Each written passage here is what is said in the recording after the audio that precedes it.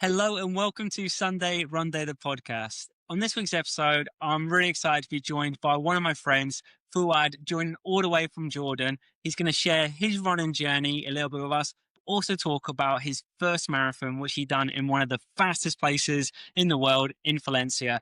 Fuad, thank you for joining. Thank you very much for having me in this amazing show. I've been a follower for this show, and it's one of my best friends in Australia, Clint.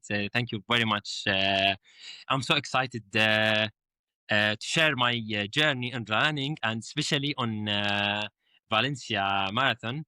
I will make it very short. It's basically I started on the school in 2008, a track and field athlete, 100 meter, 1,500, a maximum 5,000 meter. And I ran till 2017. And I back to Jordan. I was in Dubai. I back to Jordan. So I stopped it was for the university. I stopped for 4 years Yeah. from 2017 till 2021. So I back to running basically on a race. It's Petra marathon. It was for 10K and 21K. I ran just the 10K. I was smoking at that time, unfortunately, because of the university and so on. But the thing is that this race, once I join it, it's back to me to running. So I stopped smoking. I stopped junk food. I stopped anything that can make me feel bad. And the journey started from the, let's say, mid of 2022. And in 2023, started to fit in 2024, all the half marathons, my best records. It's basically at the end of the year, I done 119 in Isla, Red Sea Isla Marathon. I done in 2024 like 11 races or 10 races. Wow. Okay. Yeah. But the thing is, in 2025, I registered for my first full marathon at the beginning of the year. So I can do it on 7th of December, which is Valencia full marathon.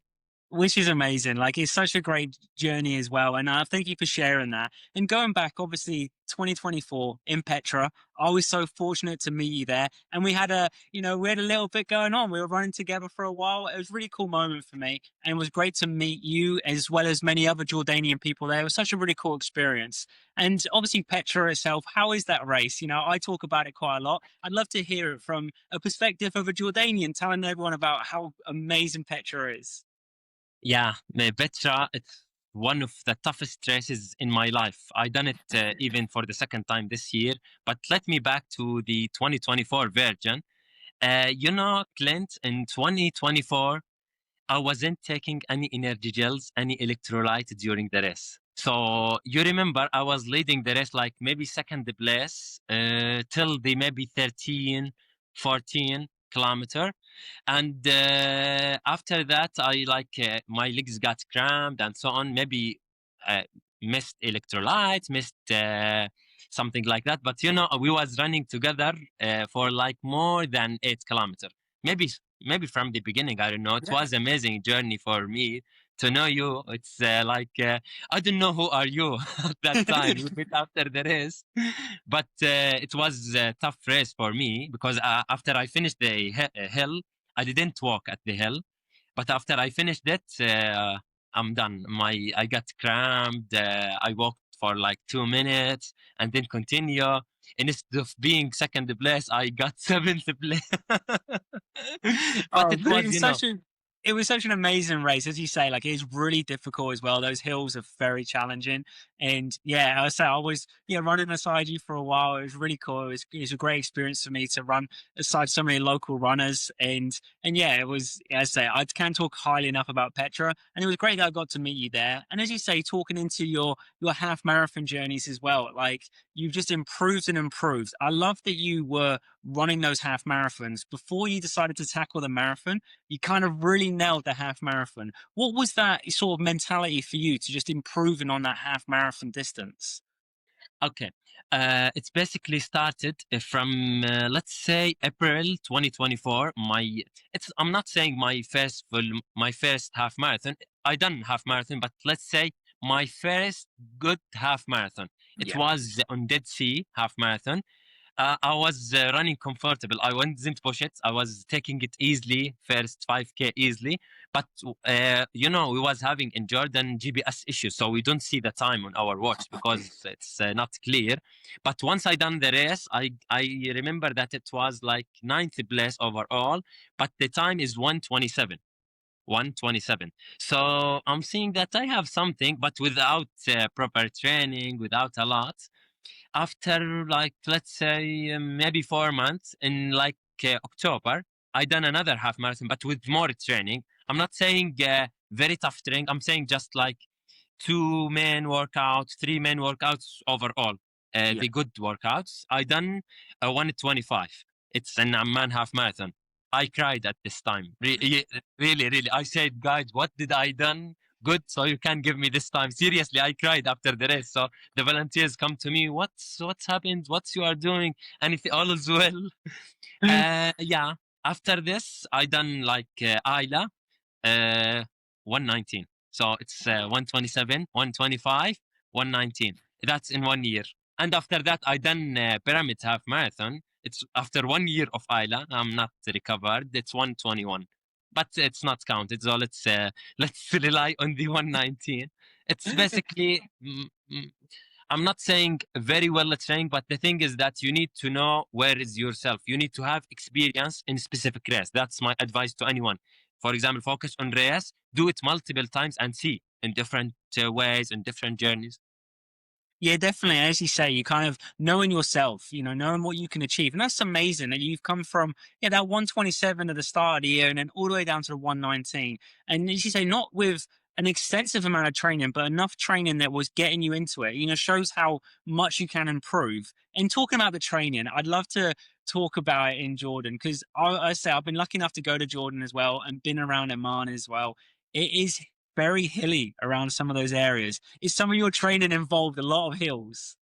Yeah, everyone in Amman know that. The around your home, around the city, everywhere there is a train. So it's basically if I want to do a flat, training for a marathon, if I want to do a flat thing, I need to go to the airport road or something very flat.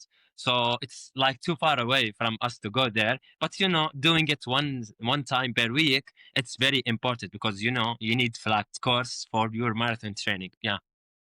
But definitely as well with your training, like with training on such hills and such elevation, that would definitely improve you when you do get that flat course. Like you say with the Dead Sea Marathon as well, being a flatter course, all that training that you've done on the hills is just increased, your strength in your legs and then got you to obviously run quicker. That must be such a big part for a lot of you athletes in Oman as well. That all that training of all those hills definitely help you when you get a flatter course.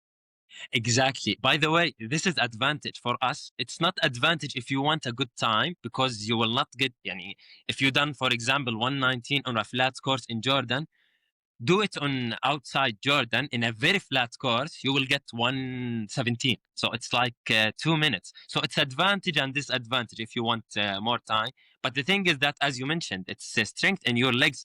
And by the way, it will be benefit more in Petra. You already done Petra. Petra now is 25K, 730 elevation, I guess. Yeah. Yeah.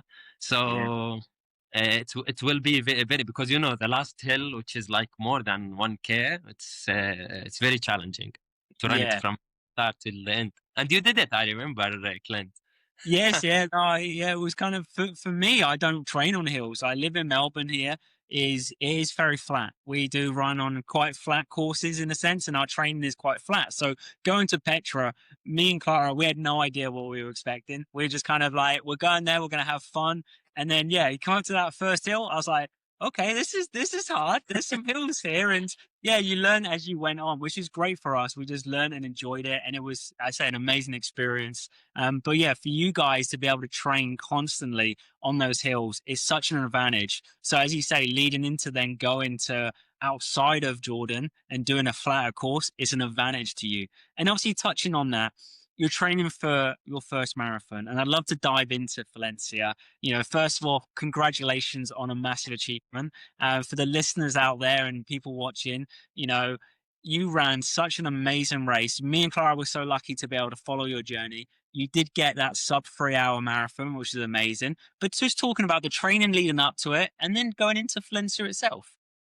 Okay, once I decided to do the full marathon in the Valencia, it's basically the thing is that I registered lately. It's like after maybe 1 month of the registration time. So I've been in the waiting list for 2 months, maybe.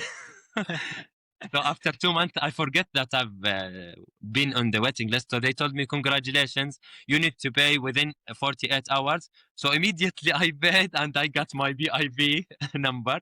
So I can, it's basically uh, deciding to do your first full marathon. It's hard. It's to deciding to do that because you are half marathon. It's double your distance. It's nutrition, hydration. It's another thing at all.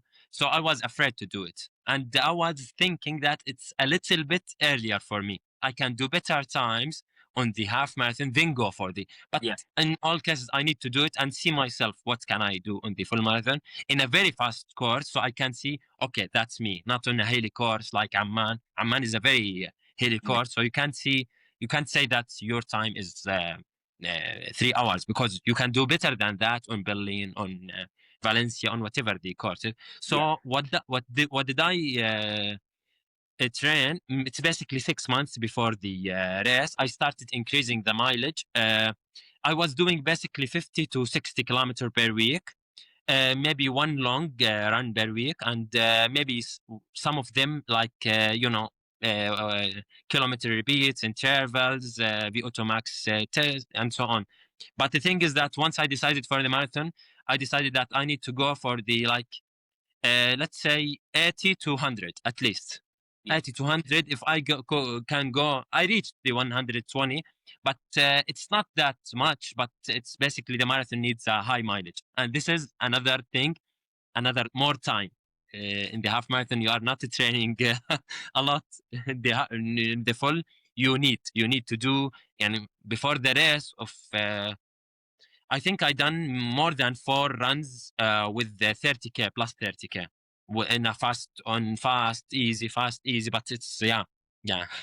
Yeah, exactly. As you say, like it's that time as well. Like when you're training for a half marathon, you never really fully go up to that sort of 21 kilometer distance. You always maybe hang around that sort of 18 kilometers, and it doesn't take you as long. You get that training in there. But when it comes to the marathon, you're doubling that distance and you're going, those multiple weeks of over 30 kilometer runs. And it does take a lot of time to do that as well.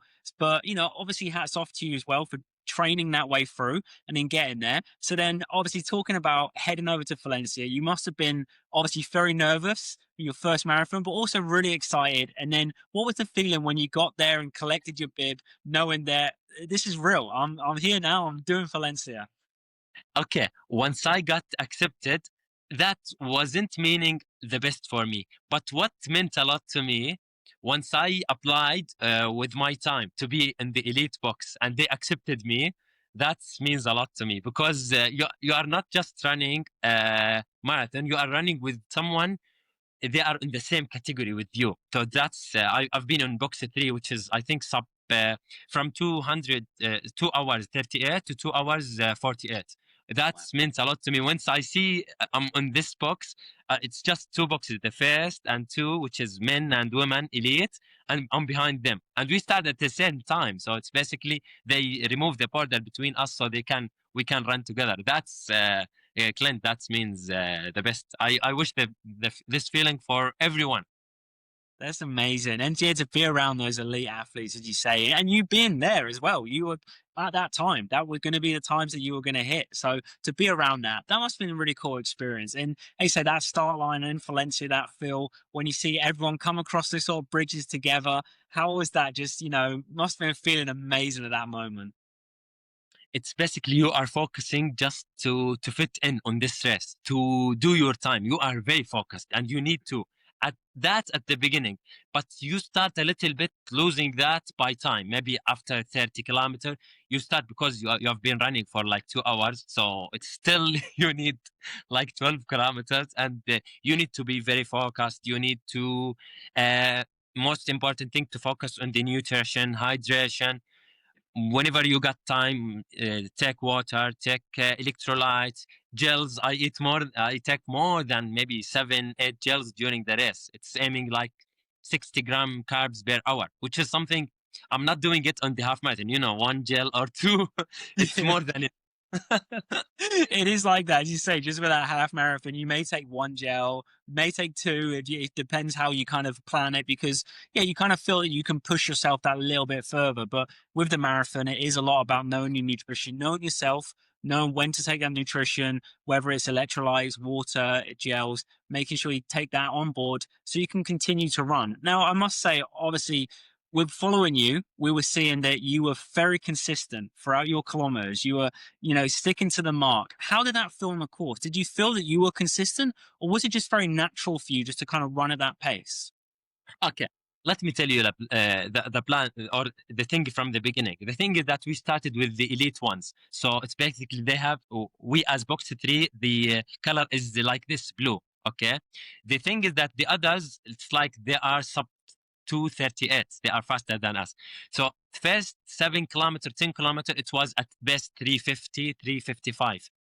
My target of the marathon, it was 356. Okay, so I started a little bit not faster. It was good because you can't not run fast, because if you didn't run fast, they're gonna throw you away. Seriously, it's not a funny story at all. But after that, I kept the base at 4.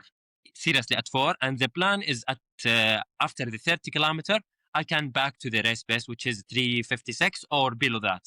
Yeah. But not everything coming as per the plan, because my legs starting hurting me. I didn't hit the wall yet, but I know that I can't push more.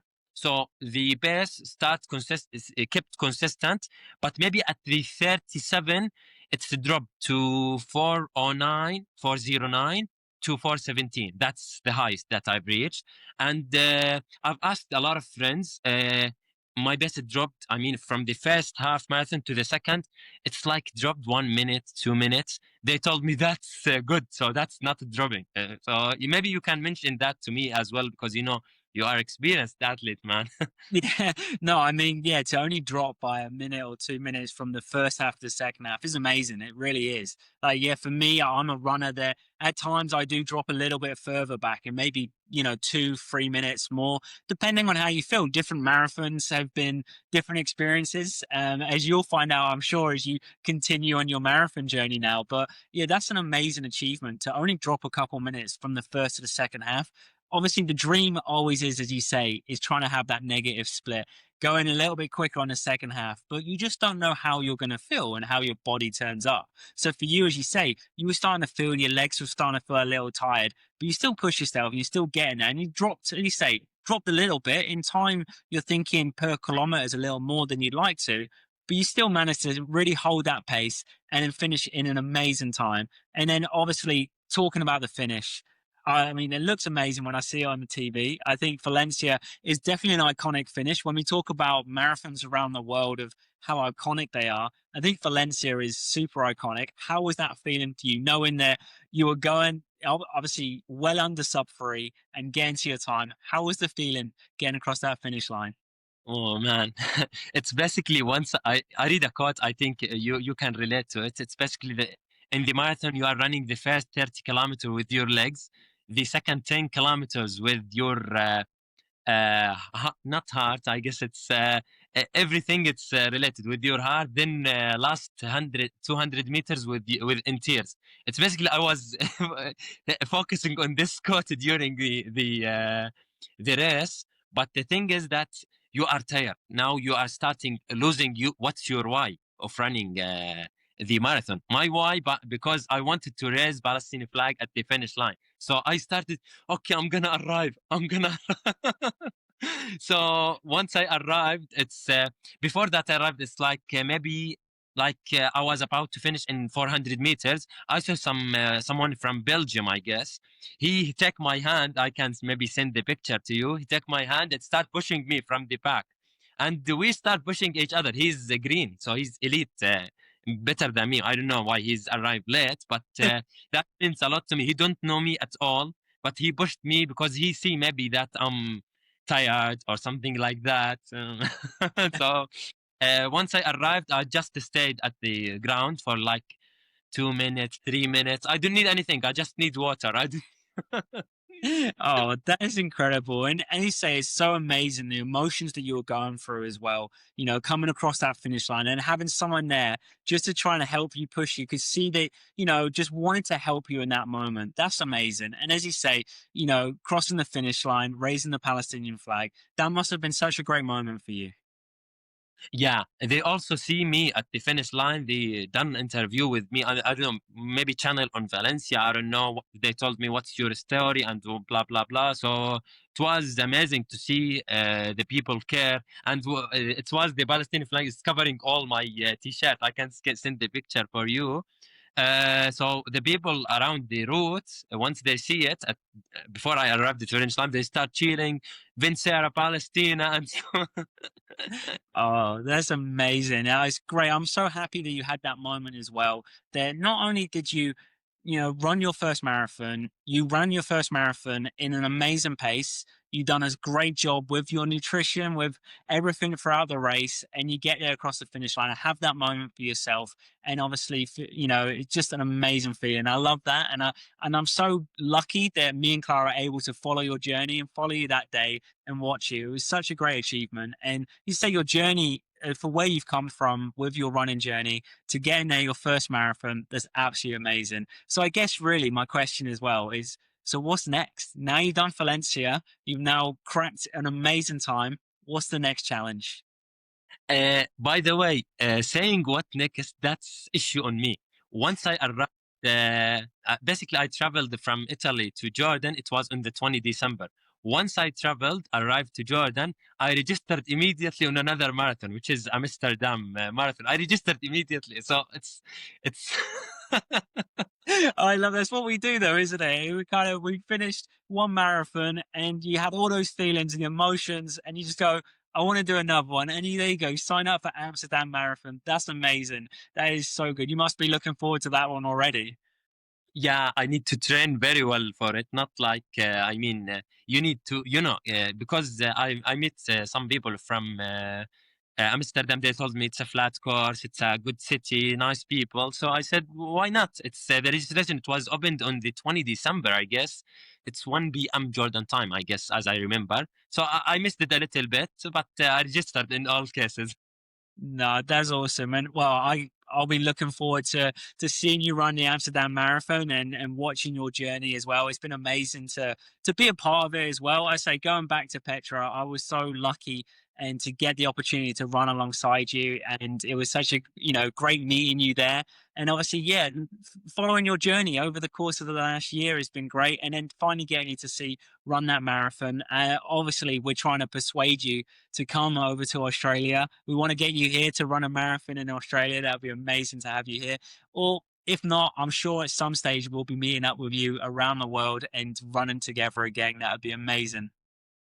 I'm sure I'm gonna do that one day. Even after 10 years, I'm sure I'm gonna do a marathon in Australia, even Sydney or Melbourne marathon. I remember still, by the way, I was following you and Clara for Melbourne marathon. You done 3 hours, 3 minutes, and Clara, I think 3:15, 3:16.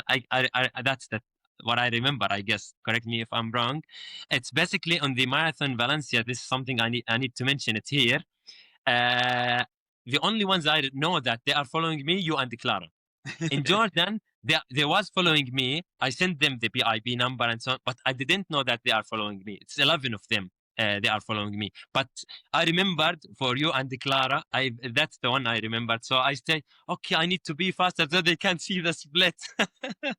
Oh, we certainly seen the splits. We certainly were seeing how well you were running. It was great, and yeah, I will say the Valencia Marathon app was amazing just to be able to track you and get the notifications when you're at certain milestones in the race. It was such a cool thing for us to experience, and kind of felt like we were there. We weren't there to cheer you on in person, but it felt great to see you to be able to finish your first marathon. And how cool is it that obviously other people in Jordan were there following your journey, and they must have been so proud of you as well. Yeah, thank you very much a lot for this words, and I'm so lucky that a lot of people are following me on my journey. It's really, really that's the best thing happened to me, because if you are running alone, that's good and you are mentally tough and that's great. But if you know that someone is caring about your result or caring about you, that's another story. That's kept the marathon to another thing. It's something very emotional, supportive, something like that. Yeah, oh, look, I couldn't have said it any better. I think you're exactly right. Like to have people supporting you, that's what this sport's about. And yeah, you were out there running by ourselves. A lot of times we'll go like yourself, you're over there in Valencia by yourself running, but knowing that you've got people there supporting you, yeah, I couldn't have put it better. I think it's amazing that we have that. I love to see people achieve their goals in running. You know, it's amazing. And for you to achieve your goal at Valencia was just, yeah, absolutely fantastic. And I'm super excited for Amsterdam for you next year. I think you're going to do even better and your times are going to be even better than Valencia. Yeah, yeah. But I think the time it's meets your expectation for Valencia or not for the Oh, no, amazing. No, look, thank you so much for joining the show. I really appreciate you sharing your journey with us of where you've come from in your running journey and then talking about your experience at Valencia. I say Valencia is now obviously a super famous marathon that, you know, many records are getting broken across running Valencia. And it was such a great experience for you to share that with us. And I really do appreciate you joining the show. Me too. I'm so lucky to meet you, Clint, and I hope that's gonna be a great show. And I'm so excited for the next. No, thank you so much. And that's it for this week. Yeah, thank you for joining and really sharing your journey. And as always, until next time, happy running.